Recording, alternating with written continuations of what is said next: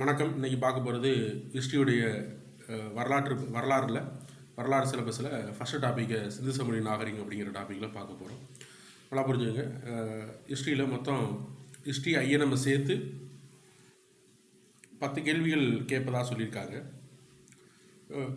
ஹிஸ்ட்ரியில் 5 question, ஐஎன்எம்மில் 5 question வச்சுக்கோங்களேன். ஆனால் சார் அப்போ 5 கொஸ்டின் தானே கேட்குறாங்க, ஹிஸ்ட்ரியில் 5 கொஸ்டின் தானே, ஐஎன்எம் மட்டும் படிச்சுக்கிறோம், ஹிஸ்ட்ரியில் 2 கம்மியாக தானே கேட்பாங்க அப்படின்னு நினைக்க வேண்டாம்.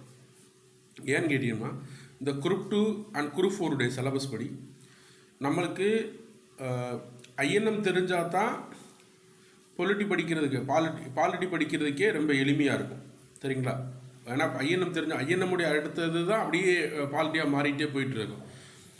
ஹிஸ்ட்ரி தெரிஞ்சால் தான் ஐஎன்எம் படிக்க முடியும். சரிங்களா? ஹிஸ்ட்ரி தெரிஞ்சால் தான் யூனிட் 8 படிக்க முடியும். சரிங்களா? யூனிட் 8 படிக்கணும் அப்படின்னா உங்களுக்கு என்ன தேவைப்படும்? ஹிஸ்ட்ரி தேவைப்படும். சரிங்களா? யூனிட் 8 படிக்கணும். சார் நம்ம யூனிட் 8 பழைய டாபிக் யூனிட் 8 இருந்துச்சு. தமிழ்நாடு கல்ச்சர்னு சொல்லி 20 கொஸ்டின் கேட்குறாங்கல்ல. 20 கொஸ்டின் கேட்கணும். தமிழ்நாடு கல்ச்சர் மட்டும், தமிழ்நாடு ஹிஸ்டாரிக்கல் எவிடன்ஸ் சொல்லிட்டு கேட்குறாங்கல்ல, தமிழ்நாட்டுடைய சான்றுகள், அது எல்லாமே இந்திய வரலாறு தெரிஞ்சால் தான் அந்த இதுவுமே படிக்க முடியும். அப்போ கம்ப்ளீட்டடாக நம்மளுக்கு என்ன தேவை அப்படின்னா, ஹிஸ்ட்ரியை ஸ்கிப் பண்ணவே கூடாது. ஸ்கிப் பண்ணணும் அப்படின்னா பெரிய அளவில் நிறையா பகுதிகள் நம்மளுக்கு புரியாமலே போயிட்டுருக்கு. அப்போ ஹிஸ்ட்ரிங்கிறது ரொம்ப முக்கியமானது. ஏன்னா சிந்து சமவெளி நாகரிகத்திற்கும் திராவிட நாகரிக தொடர்புன்னு சொல்லி நிறையா இடத்துல மென்ஷன் பண்ணிட்டே வருவாங்க. அப்போ ஹிஸ்ட்ரியில் இந்து சமவெளி நாடு படிக்கணும் நான் சொல்லி போனால் இப்போ திராவிட நாகரிகம் எப்படி தெரியும்? அப்புறம் எப்படி நம்மளுக்கு தமிழ்நாடு கல்ச்சரை பற்றி தெரிய ஆரம்பிக்கும்? அதனால் என்ன கேட்டி அப்படின்னா, கம்பல்சரி ஹிஸ்ட்ரியை டாபிக் வைஸ் கம்பல்சரி படிச்சுக்கிறோம். முக்கியமான பகுதியும் கூட வரலாறு படித்தா மட்டும்தான் தெளிவான விளக்கத்துக்கு நீங்கள் போக முடியும். சரிங்களா? அதனால் கம்பல்சரி ஹிஸ்ட்ரி ஸ்கிப் பண்ண வேண்டாம். 5 மார்க் தான் கேட்பாங்கன்னு சொல்லி சயின்ஸை ஸ்கிப் பண்ணுறது மாதிரி, ஜாகிரபி ஸ்கிப் பண்ணுற மாதிரி வரலாறு ஸ்கிப் பண்ணிடாதீங்க. அது பெரிய தப்பாயிடும். யூனிட் 8 தெரியாமல் போயிடும். சரிங்களா? ஐஎன்எம் படிக்க முடியாது. ஏன்னா ஹிஸ்ட்ரி படித்தா தான் ஐஎன்எம் படிக்க முடியும். ஐஎன்எம் படிக்காதனால பாலிட்டிங் கொஞ்சம் நம்மளுக்கு புரியாமல் போயிடும். ஒரு வரலாறு முக்கியமானது. வரலாறு பேக்ரவுண்டு, ஒரு காம்படிட்டிவ் எக்ஸாம் வர்றோம் அப்படின்னாலே ஹிஸ்டாரிக்கல் பேக்ரவுண்டு, சரிங்களா? வரலாற்று பின்புலம் கம்பல்சரி இந்தியாவுடைய வரலாற்று பின்புலம் தெரிஞ்சிருக்கணும். அதோட முக்கியமான முதல் டாப்பிக்கான சிந்து சமவெளி நாகரிகம் அப்படிங்கிற பகுதியை தான் நம்ம பார்க்க போகிறோம். இந்தியா ஒரு தொன்மை வாய்ந்த நாகரிகங்கள் பண்பாடுகள் கொண்ட வளர்ச்சி பெற்ற நாடாகும். பழங்காலம் முதலாக இந்தியா பல குழுக்கள் சேர்ந்த மக்கள் பலமுறை குடிபெயர்ந்து பல வகைப்பட்ட சூழலுக்கு ஏற்றவாறு தங்கள் பண்பாடுகளை தகவமைத்துக் கொண்டனர். இதன் விளைவாக பன்மைத்தன்மை கொண்ட நம்பிக்கைகளும் வாழ்க்கை முறைகளும் தோன்றின. உணவு சேகரித்தல் எனும் நிலையிலிருந்து கால்நடை மேய்ச்சல் வாழ்க்கை முறைக்கு சுமூகமாக நகர்ந்தது. சிந்து வெளியில் குடியேறிய மக்கள் செம்பு காலத்தில் பெரும் பக்குவமடைந்து முதிர்ச்சி அடைந்து உணவு சேகரித்தல் தொடங்கிய மக்கள் மேய்ச்சலிருந்து ஆரம்பித்து சிந்து வெளியில் குடியேறிய மக்கள் செம்பு காலத்தில் பக்குவமடைந்து முதிர்ச்சி அடைந்த வாழ்க்கை நிலை அடைந்தனர். பாடத்தில் கற்காலத்தில் மனிதர்கள் முதலாக குடியேற்றது தொடங்கி சிந்து நாகரிகத்துடைய வீழ்ச்சி வரைக்கும் உள்ள பகுதிகளை பார்க்கலான்னு கொடுத்துருக்காங்க. இந்திய நாகரிக கற்கால வாழ்க்கை முதல் சிந்து நாகரிக வரையிலான தெடுகாலத்தை புரிந்து கொள்ள தொல்லியல் சான்றுகளை பெரிதும் உதவுகின்றன. இந்த கற்காலத்திலேருந்து ஆரம்பித்து சிந்து நதி நாகரிகத்து வரைக்கும் நம்மளுக்கு தெரிந்து கொள்ளணும் அப்படின்னா தொல்லியல் சான்றுகள் மட்டும்தான் நம்மளுக்கு சான்றுகளாகவே இருக்குது. அதை தவிர அந்த காலகட்டத்தை சேர்ந்த எந்த தகவல் நம்மளுக்கு கிடைக்காது. தொல்லியல் ஆராய்ச்சி மூலமாக தான் கண்டுபிடிக்கிறோம். நிலவியல் அடுக்கள், நிலத்தில் உள்ள அடுக்குகள் எப்படி இருந்துச்சு, விலங்குகளுடைய எலும்புகள், படிமங்கள், கற்கருவிகள், எலும்பு கருவிகள், பாறை ஓவியங்கள், கைவினைப் பொருட்கள் ஆகிய சான்றுகளாக இந்த காலகட்டத்தை எடுத்துக்கிறோம். இந்த காலகட்டத்தை தெரிஞ்சு கொள்றதுக்கு இதுதான். ஏன்னா அந்த காலத்தை உட்காந்து யாராவது எழுதியாமல் சொல்லுவாங்க. சரிங்களா? பிற்காலத்தில் அதை பற்றி எழுதுனாங்க. எப்படி எழுதுனாங்க? இந்த சான்றை வச்சு தான் நம்மளுக்கு எழுதி சொல்லியிருக்காங்க. சரிங்களா? அதனால் என்ன கேட்டி அப்படின்னா, இதோடைய சான்றுகளாக நம்ம என்ன செய்யறோம், தெரிஞ்சு கொள்கிறோம். கரப்பா மக்கள் எழுத்து முறை பயன்படுத்தினா, ஆனால் அதன் பொருளை இன்றளவும் அறிய முடியவில்லை. கரப்பா மக்கள் ஒரு எழுதியிருந்தாங்க, என்னென்ன இன்ன வரைக்கும் தெரியல. கற்கால மக்களுக்கு சூழல் இடையான உறவை புரிந்து கொள்வதற்கு விலங்குகள், தாவரங்களுடையிலான சான்றுகள் இன்றியமையாதவை. கருகிய விதைகள், மகரந்தங்கள், கல்லாகி போன தாவரங்கள். இந்த கல்லாகி போன தாவரங்களுக்கு பேரே ஃபைட்டோலித் அப்படின்னு சொல்லுவாங்க. ஃபைட்டோலித் அப்படின்னா என்னென்ன கொஸ்டின் கேட்டிருக்காங்க. தாவர கற்கால மக்கள் மேற்கொண்ட வேளாண்மை சார்ந்த அறிவை புரிந்து கொள்ள உதவுகிறது. சான்றுகள் வரலாற்று காலத்துக்கு முன்பு நடைபெற்ற மனித இடப்பெயர்ச்சி குறித்து அறிந்து கொள்ள அவருடைய மரபணு முக்கியமான சான்றுகளாகும். மைட்டோகாண்ட்ரியா மரபணு ஆய்வுகள், கற்கால மனிதர்கள் இடம்பெயர்தல் குறித்த தகவல்களை அவங்களுடைய மைட்டோகாண்ட்ரியா, அதாவது எலும்புக்கூடுகள் மூலமாக இந்த கால மனிதர்களை வச்சு ஆய்வு பண்ணுறப்ப டிஎன்ஏ ஒத்துருந்துச்சு அப்படின்னா அந்த மனிதர்களை அப்படி மாறி இருக்காங்க அப்படின்னு தெரிஞ்சுக்கொள்ள முடியும் அப்படிங்கிறதுக்காக சொல்கிறாங்க. சரிங்களா? மற்றொரு முக்கியமான வரலாற்று சான்று மொழி. இந்தோ ஆரிய, திராவிட, ஆஸ்ட்ரோ-ஆஸ்ட்ரிக் மொழி, திபெத்திய பர்மன் ஆகிய மொழி குடும்பங்கள் இந்தியாவில் செழித்து வளர்ந்திருந்தன. இந்தியாவில் மொழி குடும்பம் 4 தான். இந்தோ ஆரிய மொழி, திராவிட மொழி, ஆஸ்ட்ரோ-ஆஸ்ட்ரிக் மொழி, திபெத் பர்மன் மொழின்னு சொல்லி 4 மொழி குடும்பங்கள் தான் இந்தியாவில் இருந்துச்சு. மனித இடம்பெயர்ச்சி கொடுத்து பல்வேறு மொழிகள் தோன்றின. அந்த மொழிகளுடைய சான்றுகளை வச்சு தெரிஞ்சு கொள்ள போகிறோம். அவ்வளோ இதுதான் சான்றுகள் சொல்லக்கூடியது. திரும்ப தெளிவாக சொல்லிட்டால் தொல்லியல் சான்றுகள். தொல்லியல்னால் அந்த நிலத்துக்கு இருக்கக்கூடிய தாவரங்கள், விலங்குகள், விலங்குடைய எலும்புகள், கற்கருவிகள் போன்றவற்றையும். அதுக்கடுத்து என்னது, கரப்பா மக்கள் எழுத்து என்னன்னு தெரியல. தாவரங்களுடைய கல்லாகி போன தாவரங்கள், விலங்குகளோட படிமங்கள் தெரியல, அதான் பைட்டோலித்திக்ஸ் இது. அப்புறம் இடம்பெயர்ந்த மனிதர்கள் கிடைக்கக்கூடிய எலும்புகளை வச்சு டிஎன்ஏக்களை வச்சு மனிதருடைய இதை வச்சு கண்டுபிடிக்கிறக்கார ஆய்வுகளை என்ன செய்கிறோம், மேற்கொள்கிறோம் அப்படிங்கிறத குறிப்பிடுறாங்க. அதுக்கடுத்து வரலாற்றுக்கு முந்தைய காலம். நல்லாதுங்க. வரலாற்றுக்கு முந்தைய காலம் என்பது எழுத்து முறை தோன்றுவதற்கு காலகட்டம், தோன்றுவதற்கு முந்தைய காலகட்டம் வரலாற்றுக்கு முந்தைய காலம் எனப்படும். எந்த விதமான எழுத்து முறையுமே இல்லாத காலகட்டம் தான் வரலாற்றுக்கு முந்தைய காலகட்டம் சொல்லுவாங்க. அடிக்கடி கேட்குறாங்க. அது வரலாற்றுக்கு முந்தைய காலம் எனப்படுகிறது. கற்காலம் எனவும் குறிக்கப்படுகிறது. கற்காலத்தை குறித்து பேசும்போது இந்தியா, பாகிஸ்தான், இலங்கை, நேபாளம், வங்காளதேசம் ஆகிய அடங்கிய தென்கிழக்கு ஆசியாவில் ஒரே பகுதியாக குறிப்பது தான் பொருந்தும். ஏன்னா ஒரு பகுதிக்கு தனி கற்காலம் இருக்குன்னு சொல்ல முடியாது. சரிங்களா? இந்த கற்காலம் சொல்கிறப்பவே இந்தியாவை பொறுத்தவரை ஒரு துணைக்கண்டமாக வைத்து தான் சொல்லணும். இந்தியா, பாகிஸ்தான், இலங்கை, நேபாளம், வங்காளதேசம் ஆகிய பகுதிகளை இணைத்து தான் என்ன செய்ய வேண்டும், இதை தொடங்கணும்னு சொல்கிறாங்க. சரிங்களா? மனித இனத்தின் மூதாதையர் முதலில் தோன்றிய ஆப்பிரிக்காவில் தோன்றிய பின்னர் உலகத்தின் வெவ்வேறு பகுதிகளுக்கு இடம்பெற்று. மனித இனத்தின் மூதாதை முதலாக தோன்றியது ஆப்பிரிக்காவில் தான். உலகத்தின் வெவ்வேறு பகுதிகளுக்கு இடம்பெயர்ந்தனர். ஆப்பிரிக்காவிட்டு முதலில் வெளியேறிய இடம்பெயர்ந்த மனித இனம் ஹோமோ எரக்டஸ். அதிகப்படியான கேட்டப்பட்ட கேள்விப்பா. ஆப்பிரிக்காவை விட்டு வெளியேறிய முதல் இனம் எது? Homo erectus. 20ஆம் நூற்றாண்டின் இறுதி வரைக்கும் இந்தியாவில் வரலாற்றுக்கு முந்தைய காலம் 10 லட்சம் ஆண்டுகளுக்கு முன்னால் நிலவி இருக்கலாம் சொல்கிறாங்க. அதாவது இந்தியாவில் வரலாற்றுக்கு முந்தைய காலம் 10 லட்சம் ஆண்டுகளுக்கு முன்னாடி, பூமி தோன்றுற காலத்திலிருந்து 10 லட்சம் ஆண்டுகளுக்கு முன்னாடி உள்ள காலம் வரைக்கும் என்ன கேட்டி அப்படின்னா வரலாற்றுக்கு முந்தைய காலம் சொல்கிறாங்க. ஆனால் அண்மையில் நடைபெற்ற ஆய்வுகளின்படி வரலாற்றுக்கு முந்தைய காலம் இந்தியாவில் 10 லட்சம் முதல் 20 லட்சம் ஆண்டுகளுக்கு இடைப்பட்டதாக இருந்தார்கள்னு தெரியுது. மனிதர்கள் இந்தியாவில் வந்து வாழ ஆரம்பித்தது கிமு 10 லட்சம் ஆண்டுகளிலிருந்து 20 லட்சம் ஆண்டுகளுக்கு இடைப்பட்டதாக சொல்கிறாங்க. சரிங்களா? இதுதான் பொதுவான எழுத்து முறைக்கு முந்தைய காலம் கற்காலம், வெண்கல காலம், இரும்பு காலம் என பிரிக்கலாம். எழுத்து முறை தோன்றுவதற்கு முந்தைய காலத்தான் என்னவா பிரிக்கிறோம்? கற்காலம், வெண்கல காலம், இரும்பு காலம் என பிரிக்கலாம். மக்கள் பயன்படுத்திய பொருட்கள், எடுத்துக்காட்டாக இரும்பு காலம் சேர்ந்த மக்கள் இரும்பில் தீட்டப்பட்ட இரும்பு காலம் சேர்ந்த மக்கள் ஓவியம் தீட்டப்பட்ட சாம்பல் நிற பட்பாண்டங்களை அவர்கள் வாழ்ந்த பகுதியில், எடுத்துக்காட்டாக சிந்து நாகரிகம் நிலவியதாக கண்டறியப்பட்ட முதல் எடுத்துக்காட்டாக அச்சுலின், ஹரப்பா அடிப்படை பண்பாடுகள் பெயரோடு செய்யப்படும். வரலாற்றுக்கு மிகவும் தொன்மை காலம் பழங்கற்காலம் எனப்படுகிறது. அதாவது இந்த வரலாற்றுடைய முந்தைய காலகட்டத்தில் ஒரு காலகட்டத்தை என்ன சொல்கிறோம் அப்படின்னா வரலாற்றுக்கு முந்தைய காலகட்டம் தான் இதுவும். அந்த காலகட்டத்தை ஒன்று என்ன சொல்கிறோம் அப்படின்னா பழங்கற்காலம் சொல்கிறோம். இந்த பாலியோலித்திக் பீரியட், இந்த பழங்கற்காலத்தை 3ஆக பிரிக்கிறாங்க. கீழ் பழங்கற்காலம், இடைப்பழங்கற்காலம், மேல் பழங்கற்காலம் சொல்லி 3ஆக பிரிக்கிறாங்க. பழங்கற்காலத்துக்கு பிந்தைய காலம் இடைக்கற்காலம் எனப்படும். இடைக்காலத்திற்கு அடுத்த காலகட்டம் புதிய கற்காலம் ஆகும். இக்காலத்தில் தான் விலங்குகளையும் தாவரங்களையும் வளர்க்க மனிதர்கள் கற்றுக்கொண்டார்கள். சில பழங்கற்காலத்துக்கு பிந்தைய காலகட்டம் இடைக்கற்காலம். இந்த பழங்கற்காலம் 3 ஆர்டரை பிரிச்சுட்டோம் அப்படின்னா 3 பிரிவாக பிரிக்கலாம்னா, ஒன்று கற்காலத்தில் பழங்கற்காலம், பழைய கற்காலம், அதுக்கடுத்து இடைக்கற்காலம், அதுக்கடுத்து புதிய கற்காலம் சொல்லி 3ஆக பிரிக்கலாம். இந்த புதிய கற்கால மனிதன் தான் நாகரிக வாழ்க்கையில் வர ஆரம்பிக்கிறான். பழங்கற்கால மனிதனுக்கு எதுவுமே தெரியாது, நாடோடி வாழ்க்கை. இந்த மனிதன் ஓரளவுக்கு நாகரிகமான மனிதன் கிடையாதுன்னு சொல்லலாம், ஓரளவுக்கு நாகரிகம் தெரிந்த மனிதன். இது ரெண்டுக்கு இடைப்பட்ட மனிதன் தான் இடைக்கற்காலம் சொல்லக்கூடிய, சரிங்களா, இடைக்கற்கால மனிதன் சொல்கிறான். அதான் சொல்கிறேன், பழங்கற்காலத்துக்கு பிந்தைய காலகட்டம் இடைக்கற்காலமாகும். இடைக்காலத்துக்கு அடுத்த காலகட்டம் புதிய கற்காலமாகும். விலங்குகளையும் தாவரங்களையும் வளர்க்க மனிதர்கள் கற்றுக்கொண்டார். புதிய கற்காலத்தில் தான் விலங்குகளை வளர்க்குறது, தாவரங்களை வளர்க்குறது, உணவு உற்பத்தி வலியுறுப்பது அப்படிங்கிறத குறிப்பிட்றாங்க. பாறை படிமைகள், பைட்டோலித்திக்னா பார்த்தோம்ல தாவரங்கள் அப்படியே கல்லாகுது, பைட்டோலித்தின்னு பார்த்த மாதிரி பாறை படிமைகளை பற்றி படிக்கிறது, ஸ்ட்ரெட்ரோகிராஃபி அப்படிங்கிறத சொல்கிறாங்க. காட்டு உயிரினங்கள், பழக்கப்படுத்தப்பட்ட உயிரினங்கள். காட்டு தாவரங்களும் விலங்குகளும் பறவைகளும் பிற உயிரினங்களும் இயற்கையாக வளர்பவை. தாவரங்களும் விலங்கினங்களும் மனிதர்களால் பெருமளவில் பழக்கப்படுத்தும் போது அவற்றின் வாழ்க்கை முறையும் உடலியல் கூறுகளும் மாற்றமடைகின்றன. இவற்றின் இயல்பான வளர்ச்சி பாதிக்கப்படுகிறது. இதன் விளைவாக காட்டில் உள்ள தாவரங்களுடன் ஒப்பிடும்போது பழக்கப்படுத்தப்பட்ட தாவரங்களின் விதைகள் அளவில் சிறியதாக மாறுகின்றன. விலங்குகளை பயன்படுத்தும் போது அவை தங்களின் மூர்க்க குணத்தை இழக்கின்றன சொல்லி குறிப்பிடுறாங்க. கற்காலத்தில் தொடக்க காலச் சேர்ந்த மனிதர்கள் பயன்படுத்திய பொருட்கள் இந்திய துணைக்கண்டத்தின் பல்வேறு பகுதிகளிலிருந்து கிடைத்துள்ளன. இந்த மூணு பழங்கற்காலத்து கீழே பழங்காலத்தில் இந்த கீழே மூணு அதாவது என்ன சொன்னால் பழங்கற்காலம், இடைக்கற்காலம், அப்புறம் புதிய கற்காலம்.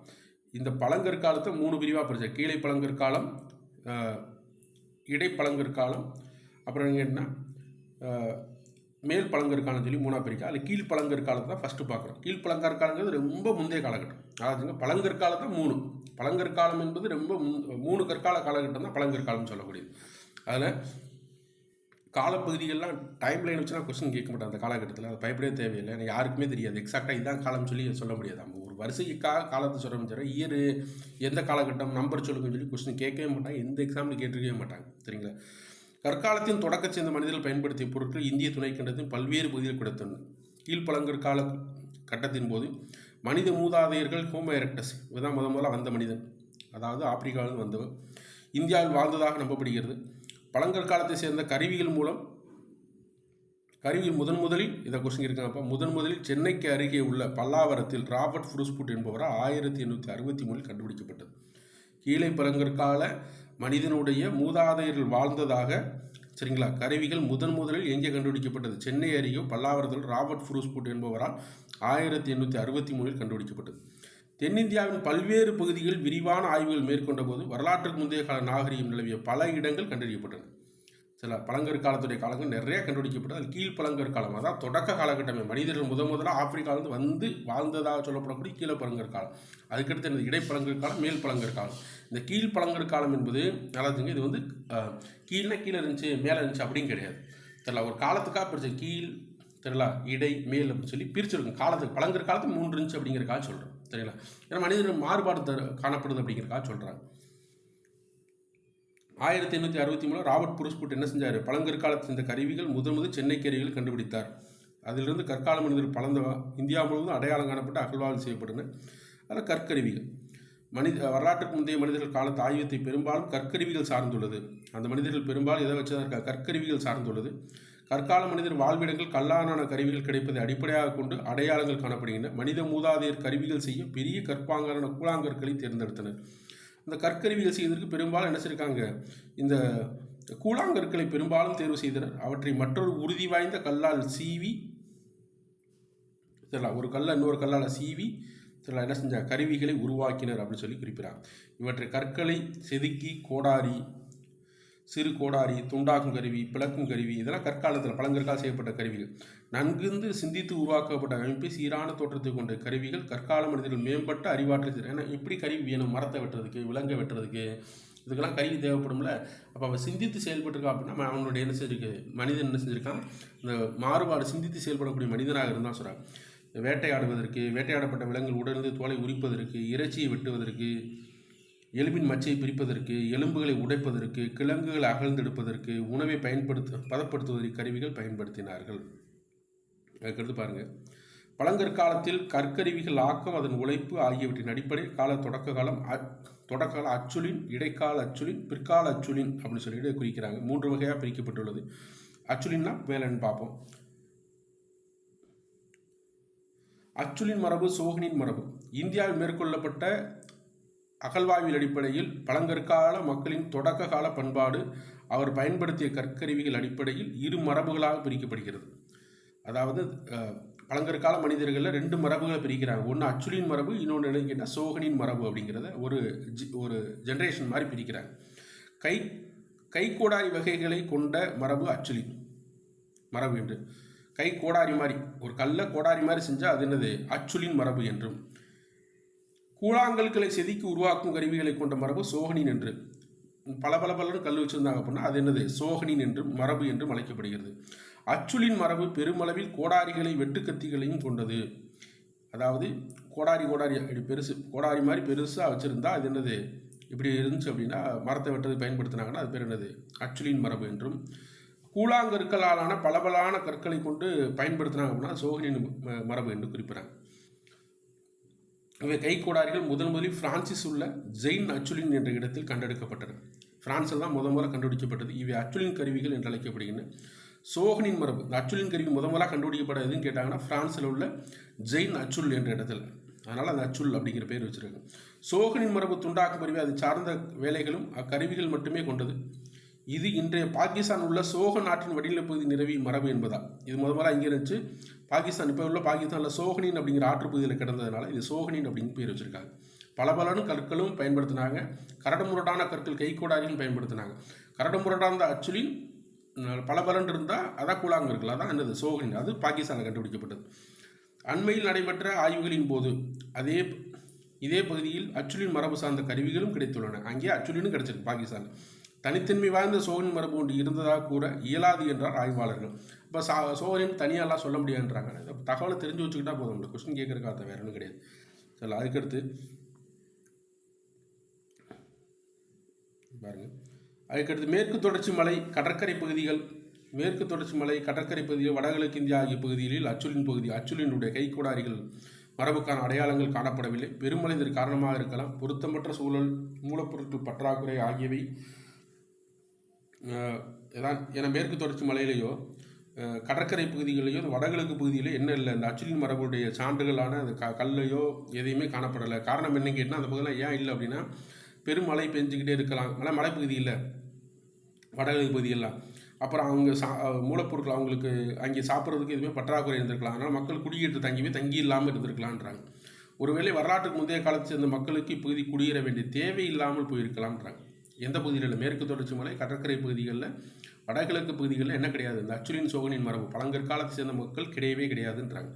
இம்மக்கள் வாழ்ந்த இடம் அதிக எண்ணிக்கையில் மத்திய இந்தியாவிலும் இந்தியாவில் தென்கிழக்கு பகுதி சென்னை அருகில் உள்ள கண்டறியப்படும். இந்த மக்கள், இந்த பழங்கற்கால மக்கள் அதிகமாக காணப்படக்கூடியது எங்கே தான் காணப்படுது, இந்த கொஸ்டின் கேட்பாப்பா. மத்திய இந்தியாவிலும் தென்கிழக்கு பகுதியிலும் கண்டறியப்பட்டுள்ள இந்த பகுதியில் அதிக அளவில் மழை பெறுவதால் பசுமை மாறாவலும் வளங்களுடன் உள்ளன. ஏன்னா அந்த பகுதியில் தான் அவங்களுக்கு காடுகளையோ விலங்குகளை வேட்டையாடி சாப்பிட்றது கரெக்டாக இருக்கிறனால மத்திய இந்தியாவிலையும் அப்படின்னா தென்கிழக்கு பகுதியில் சென்னைக்கு அருகிலும் கண்டறியப்பட்டதாக குறிப்பிட்றாங்க. பரவல், இந்த மக்கள் எங்கெங்கெல்லாம் இருந்தாங்கன்னு சொல்லி குறிப்பிட்றாங்க. பழைய கற்காலத்தின் தொடக்கத்தில் சேர்ந்த கருவிகள் கங்கை சமவெளி, தமிழ்நாட்டின் தென்பகுதி, மேற்கு தொடர்ச்சி மலை, மலையின் குன்று பகுதி ஆகியவற்றை தவிர்த்து தெரியல. அதாவது எங்கெங்கெல்லாம் இல்லை, பழைய தொடக்கால சமவெளிகள் கங்கை சமவெளி, தமிழ்நாட்டின் தென்பகுதி, மேற்கு தொடர்ச்சி மலை, மலையின் குன்று பகுதி ஆகியவற்றை தவிர்த்து இந்தியாவின் பெரும்பாலான பகுதியில் கண்டறியப்பட்டன. சென்னைக்கு அருகிலுள்ள அத்திரம்பாக்கம், பல்லாவரம், குடியம், கர்நாடகாவில் ஹன்ஸ்கி சமவெளி முக்கியமானப்பா, இசாம்பூர், மத்திய பிரதேசம் பிம்பிகேத்கா, அடிக்கடிக்கு இதாப்பா கேட்பாங்க. பழைய கற்காலத்தை சேர்ந்த மனிதர்கள் மத்திய பிரதேசம் பிம்பிகேத்தா அச்சுலின் கருவி கண்டெடுக்கப்பட்ட வேறு சில இடங்கள் ஆகும். இந்த இடத்துல அச்சுலின் கருவியில் கண்டெடுக்கப்பட்டிருக்கு. இங்கேயே ஹன்சிக் சமவெளி, இசாம்பூர், மத்திய பிரதேசம் பிம்பிகேத்தா சில இதெல்லாமே கண்டுபிடிக்கப்பட்ட அச்சுலின் மரபு கண்டுபிடிக்கப்பட்ட இடங்களாக அறியப்படுது.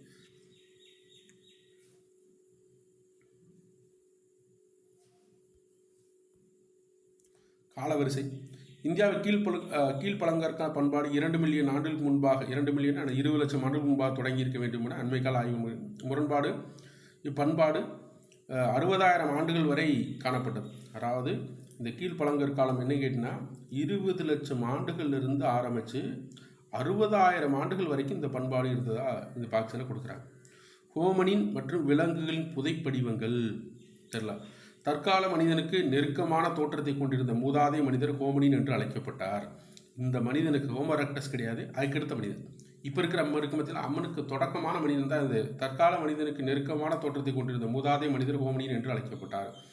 இவர்கள் வாழ்ந்ததற்கான அடையாளங்கள் ஆப்பிரிக்காவில் அதிக அளவில் காணப்படுகின்றன, ஆனால் இந்தியாவில் அவை அரிதாகவே உள்ளன. தெரியல, இவை ஆப்பிரிக்காவில் தான் அந்த ஹோமனின் அதிகமாக இருக்காங்க. அத்திரம்பாக்கம் ஹோமனின் வாழ்ந்ததற்கான அடையாளமாக கொள்ளத்தக்க புதைவடி ஒரு பகுதியை ராபர்ட் புரூஸ்புட் அவர் தான் சரிங்களா. அத்தனை பல்லாவரம் அதிரபாகம் அவர் ராபர்ட் புரூஸ்புட் கண்டெடுத்ததாக சொல்லப்படுகிறது. ஆனால் அந்த புதைவடிவம் தற்போது எங்கு இருக்கிறது என்று அறிய முடியவில்லை. அந்த மண்டை கூட எங்கே வச்சாருன்னு தெரியல. ஆனால் கண்டுபிடித்ததுக்காக சான்று ஒன்று கண்டுபிடிச்சிருக்காங்க, எழுதி வச்சிருக்காரு நான் கண்டுபிடிச்சேன்னு சொல்லிட்டு. ஆனால் அந்த மண்டை கூட எங்கே இருக்குன்னு தெரியல. இந்தியாவில் நன்கு அறியப்பட்ட இந்த ஹோமனின் புதைவடிவம் மத்திய பிரதேசத்தில் உள்ள ஹோசங்காபாத் அருகே உள்ள கந்தன்ரோவில் கண்டுபிடிக்கப்பட்டதாகும். இது மண்டை ஓட்டின் மேல் பகுதி. இதை நர்மதை மனிதன் என்று தொல்லியல் ஆய்வாளர்கள் குறிப்பிடுகின்றனர். சரிங்களா, இந்த ஹோமனின் அப்படிங்கிற மனிதன் தான் இப்போ உள்ள மனிதனுக்கு முந்தைய மனிதன். இது ஆப்பிரிக்காவில் அதிகமாக காணப்பட்டுச்சு. அத்திரம்பாக்கத்தில் ராபர்ட் புரூஸ்புட் ஒன்று கண்டுபிடிச்சார். அந்த மண்டையோடு எங்கே இருக்குன்னு தெரியல அப்படின்னு குறிப்பிட்றாங்க. அது மட்டும் இல்லாமல் மத்திய பிரதேசத்தில் உள்ள ஹோசங்காபாத் அருகே உள்ள ஹத்தன்ரோவில் கண்டுபிடிக்கப்பட்டது. அதான் கொடுத்துருக்காங்க. ஹஸ்தன்ராவில் கண்டுபிடிக்கப்பட்டது. இது மண்டை ஓட்டின் மேல் பகுதி. இது நர்மத மனிதன், அடிக்கடி கேட்பான், நர்மதை மனிதன் எங்கே கண்டுபிடிக்கப்பட்டது?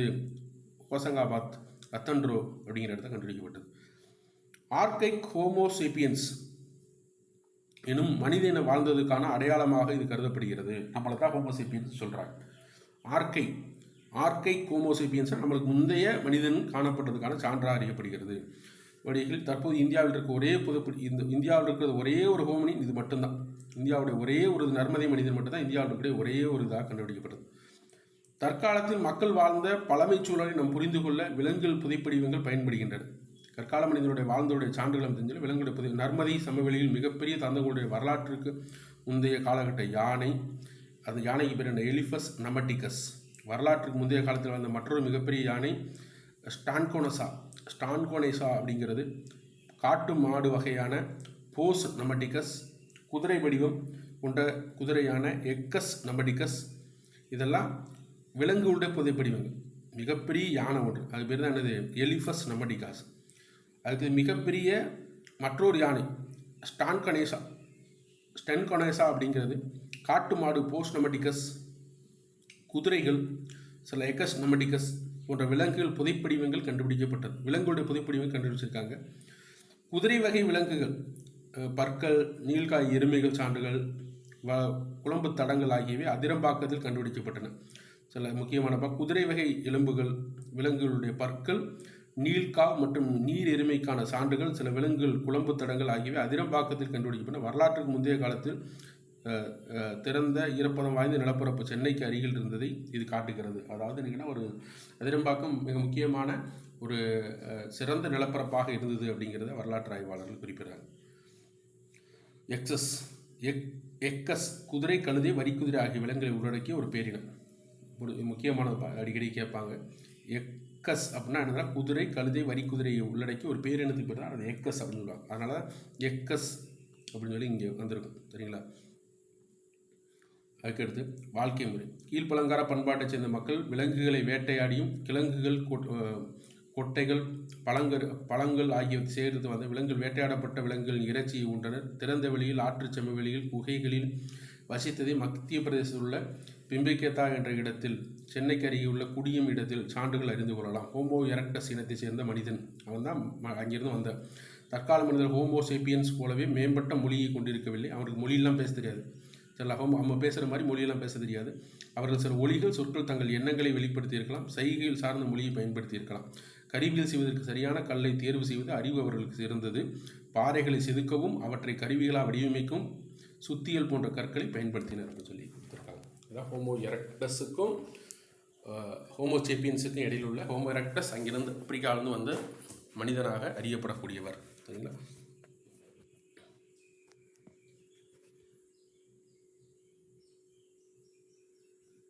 அதுக்கடுத்து இடைப்பழங்கற்காலம். 4 லட்சம் ஆண்டுகளிலிருந்து முன்பாக காலப்பகுதியில் தொடங்கியதான் இந்த பகுதி. தொழில்நுட்பத்தால் ஏற்பட்ட மாற்றங்கள், மனித மூதாதையர் பிரிவுகள் தோன்றின. இக்காலத்தில் வாழ்ந்தவர் ஹோமோ எரக்டஸ் வகையினர் ஆவார்கள். அவர் தற்போது கொண்டுள்ள உடமைப்புடன் ஏறத்தாழ 3 லட்சம் ஆண்டுகளுக்கு முன்னால் தோன்றியதாக கருதப்படுகிறது.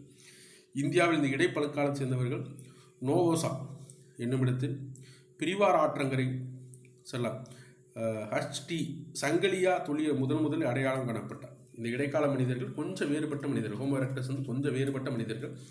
எங்கே காணப்பட்டாங்க? நெவாசா என்ற பிரிவார் ஆற்றங்கரையில் கண்டுபிடிக்கப்பட்டது.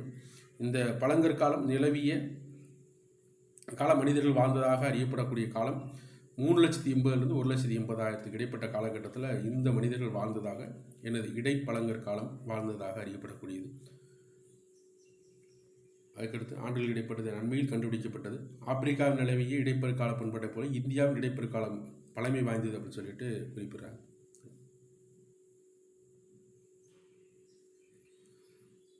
மேல் பழங்கற்கால வழிபாட்டு தலம். மேல் பழங்கற்கால சேர்ந்த ஒரு வழிபாட்டு தலமாக இருந்திருக்கலாம் என்ற ஒரு கருந்தத்தகுந்த ஒரு சிறு கட்டுமான உத்தரப்பிரதேசத்தில் அடிக்கடி கேட்பாங்கப்பா.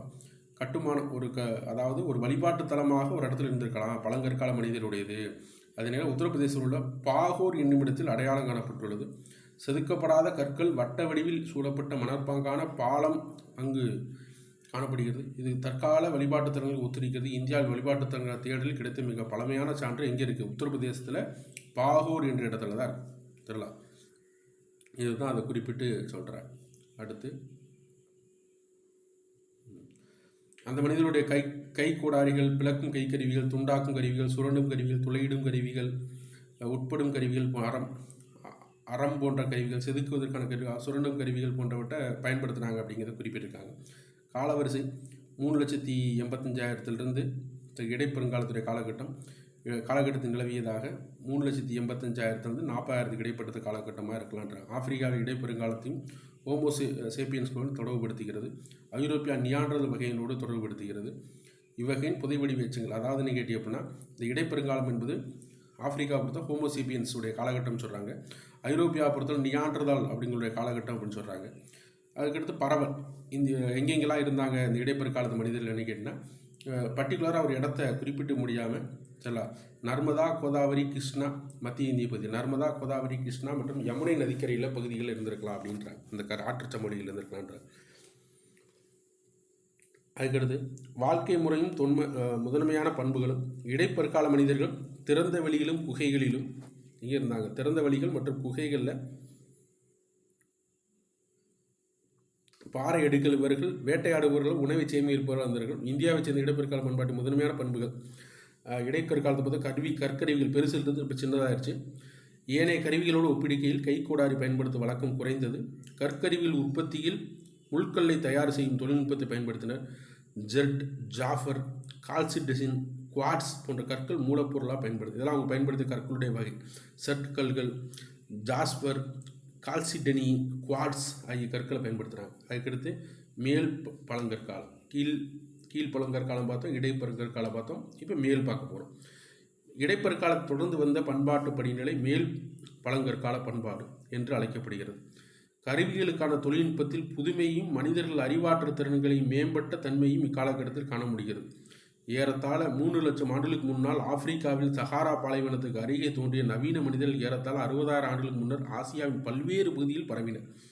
இந்த முந்தைய மக்கள் கூட்டத்தை விரட்டிவிட்டு அவர்கள் வசித்த இடங்களில் குடியிருக்கலாம். இந்த புதிய குழுக்கள் இந்தியாவின் மேல் பழங்கற்கால பண்பாட்டு காரணமாக இருந்திருக்க வாய்ப்புண்டு என்று என்ன செய்கிறாங்க குறிப்பிட்டு சொல்கிறாங்க. கற்கருவிகளும் தொழிற்கூடங்களும். கற்கருவிகள் மற்றும் தொழிற்கூடங்கள் இக்காலகட்டத்தை சேர்ந்த கற்கருவிகள் கத்தி போல வெட்டுவாய் அப்புறம் என்ன கொண்டவையாக எலும்பால் ஆனவையாக அமைந்திருந்தது. மேல் பழங்கற்காலத்தை சிறு கற்களில் செய்யப்பட்ட இதுக்கு காணப்பட்டதாக சொல்கிறாங்க. கருவிகள் அறிவுப்படுது. இவற்றை உருவாக்க சிலிகான் செறிந்த மூலப்பொருட்கள் வெவ்வேறு வகையில் பயன்படுத்தப்பட்டன. எலும்பிலான கருவிகள் விலங்குகள் எஞ்சிய பகுதியில் ஆந்திர பிரதேசத்தில் கண்டுபிடிப்பன. இதை பாருங்கள், இந்த மேல் பழங்கற்காலத்தில் என்ன செஞ்சுருக்காங்க அப்படின்னா, இவற்றை உருவாக்க சிலிகான் செறிந்த மூலப்பொருட்கள் வெவ்வேறு வகையில் பயன்படுத்தப்பட்டன. எலும்பிலான கருவிகளும் விலங்குகளின் எஞ்சிய பகுதிகளும் ஆந்திர பிரதேசத்தில் உள்ள கர்னூல் குகையில் கண்டெடுக்கப்பட்டதாக குறிப்பிட்றாங்க. சரிங்களா? அதுக்கடுத்து காலவரிசை. மேல் பெருங்கால சான்றுடைய காலகட்டை 40,000 அது முடிஞ்சிச்சா. இடைப்பழங்கற்காலம் இது 40,000 10,000 இடைப்பட்டதாக காணப்பட்டாங்க. இந்த மக்கள் வாழ்ந்ததாக அறியப்படக்கூடிய காலகட்டங்கள்.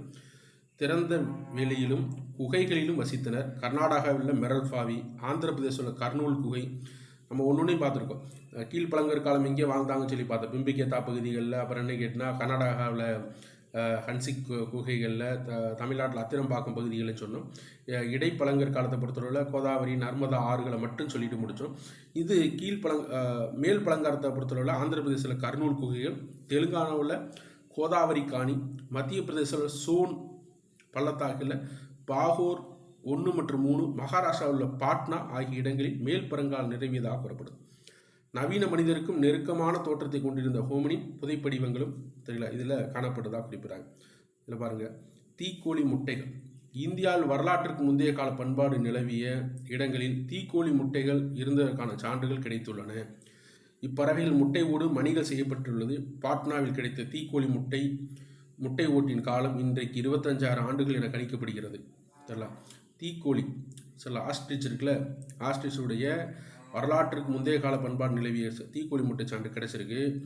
இது பாட்னாவில் தீக்கோழி கிடைத்த பண்பாட்டின் ஒட்டிய காலகட்டத்தில் 25,000 ஆண்டுகள். சரிங்களா? அதாவது 40,000 to 10,000னா அந்த காலகட்டத்தில் தானே வரும். சரிங்களா?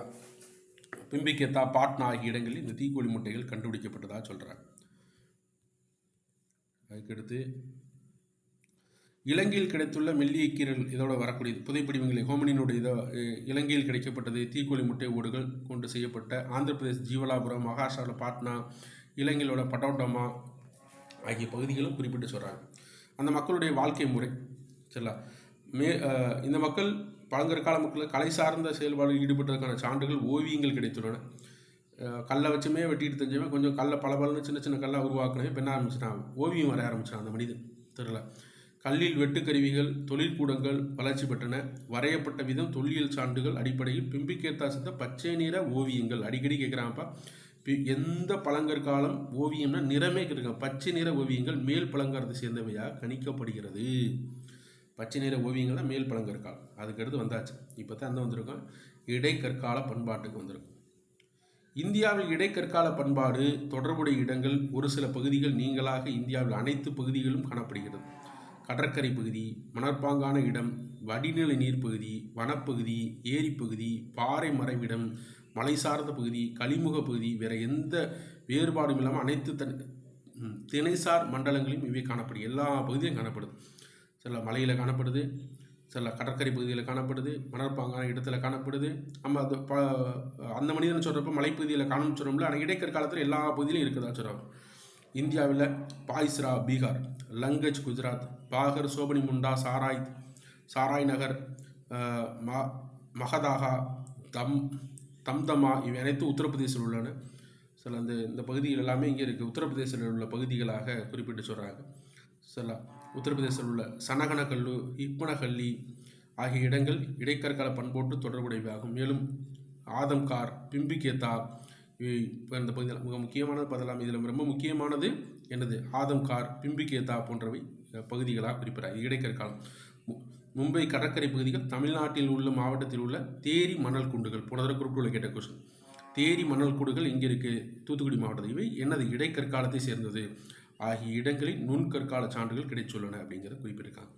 தேரி என்பவை மணற்குண்டுகள் உருவாக்கப்படும் கடற்கரை பகுதியில் மண் வகைகள் புத்துயிர்களின் இரண்டாம் கட்டத்தில் உருவாயிருக்கலாம் என்று நம்பப்படுகிறது.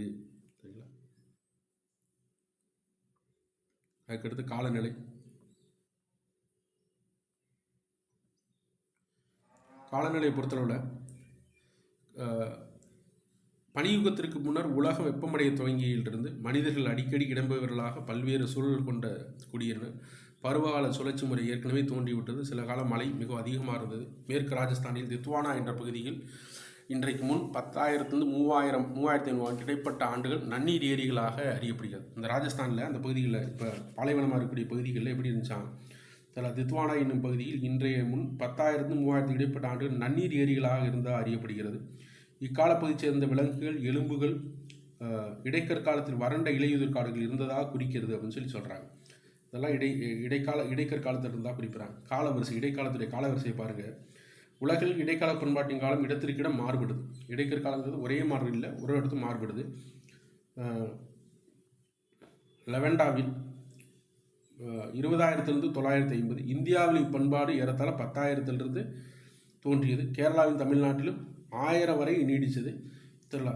இலங்கையில் நுண்கருவியில் ஏறத்தாழ 28,500 ஆண்டுகள் முன்பு தோன்றியதாக இருக்கும். இந்தியாவில் என்ன கேட்டிங்கன்னா, இந்தியாவை பொறுத்தவரை காமனாக எடுத்துக்கிட்டால் இடைக்கற்காலத்தை பொறுத்தவரை எப்போன்னு சொல்லி வச்சுக்கலாம், 10,000 ஆண்டுகள் வரைக்கும்.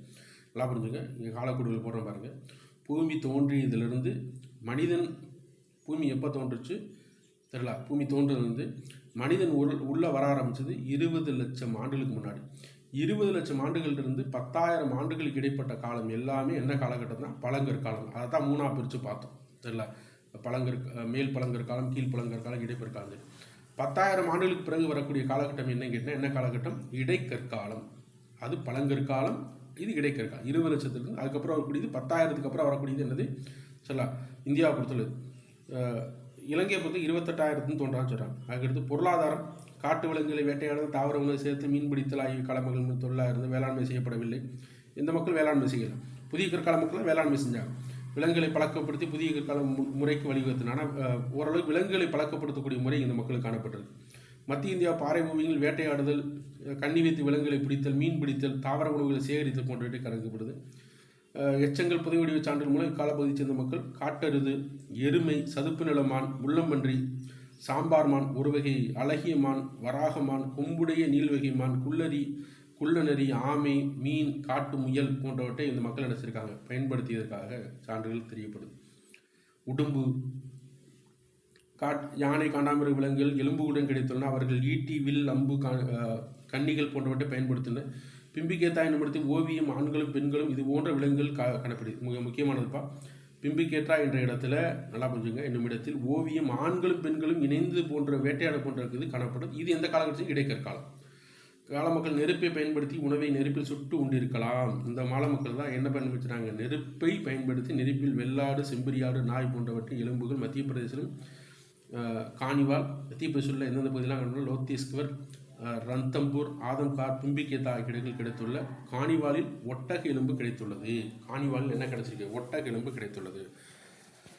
தற்காலிக வசிப்பிடங்களும் வீடுகளும் இடம்பெயர்ந்து கொண்டே இருப்பது இடைக்கால மனிதன் முக்கிய பண்பாக இருந்தது. அவர்கள் உணவுக்காக, விலங்குகளுக்காகவும், ஏன்னா மனிதன் அப்போல்லாம் உணவு தேடி இடம்பெயர்ந்து கொண்டே இருந்தான். தற்காலிகமாக குடிசைகள் அந்த இடத்துல ஏற்பாடு பண்ணிக்காங்க. இந்த மனிதன் பழங்கால மனிதன் முழுவதுமாக ஓடிக்கிட்டே தான் இருந்தான். பழங்கற்கால மனிதன் இடைக்கற்காலத்தில் கொஞ்சம் தற்காலிகமாக கொஞ்சம் காலத்து தங்கிறதுக்கு இருந்தான். புதிய கற்காலத்தை ஒரே இடத்துல தங்கி வாழும். அவ்வளோதான் டிஃப்ரென்ஸ். சரிங்களா? குகைகளிலும் பாறை குகைகளிலும் தங்கினர். தாங்கு துணுக்கான குழியுடைய வட்ட வடிவ குடிசைகள், நாணல் பதிக்கப்பட்ட தடங்களுடைய சுட்ட மண் திண்டுகள் ஆகிய கண்டெடுக்கப்பட்டன. பெரும்பாலான பாறை மணர்விடங்கள் ஓவியம் காணப்படுகின்றன. பாறை ஓவியங்கள் வட்ட வடிவ குடிசை வரையப்பட்டுள்ளது. தற்காலிகமான குடிசைகள் விரைவில் அழியக்கூடிய பொருட்களாக கண்டெடுக்கப்பட்டன. முட்டை வடிவ வீடுகள், வட்ட வடிவ வீடுகள், சுவர்கள் பிரம்பால் வேயப்பட்டு அவற்றின் மீது மணல் பூசிய வீடுகள் இவை இருந்ததற்கான வாய்ப்புகள் உள்ளது. அடையாளங்கள் உத்தரப்பிரதேசத்தில் உள்ள சோபானி முண்டா, நம்மதா, ராஜஸ்தானில் உள்ள பாகூர், தில்வாரா ஆகிய இடங்கள் கண்டுபிடிக்கப்பட்டதாக குறிப்பிட்டார். இறந்தோரை புதைத்தல் இடைக்கால மக்களுடைய இதான் முக்கியமானது. ஏன்னா அந்த கால மக்கள் பழங்கற்காலத்தை பற்றி பேசியிருக்க மாட்டாங்க. இடைக்கற்கால மக்கள் இறந்தோரை புதைத்தனர். அவர்கள் நம்பிக்கையும் சக மனிதர்கள் குறித்த சிந்தனைகளையும் நமக்கு உணர்த்துகிறது. உத்தரப்பிரதேசில் உள்ள மகதாகா, தம்மதம்மா, சராய் நகராய் ஆகிய இடங்கள் மனித எலும்போடு கிடைத்துள்ள ஆணும் பெண்ணும் ஒன்றாக புதைப்பட்டிருக்கிற அடையாளம் மகதகாவில் கிடைத்துள்ளது. இது புதைகுழியில் தந்தத்தாலான பதக்கம் கண்டெடுக்கப்பட்டதுன்னு சொல்கிறார். தந்தத்திலான பதக்கம்.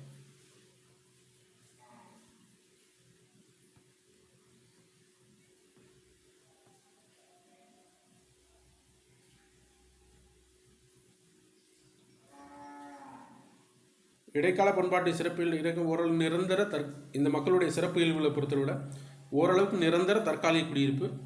குகைகளில் திறந்த வெளியில் வசித்தனர். இறந்தோரை புதைத்தல். அவர்கள் கலைத்திறன் இருந்தது. விரைவான புவியில் அவர்கள் பரவியிருந்தனர். இக்காலத்தில் இந்தியாவில் பல பகுதியில் பண்பாட்டு தொடர்ச்சியை காண முடியுது. இவர்கள் நுண்கருவிகள், சிறிய விலங்குகள், பறவைகளை வேட்டையாட உதவினர் அப்படின்னு சொல்லி குறிப்பிட்டாங்க. சரிங்களா? அடுத்த வீடியோவில் புதிய கற்காலம் மற்றும் சிந்து நதி நாகரிகத்தை பற்றி பார்ப்போம்.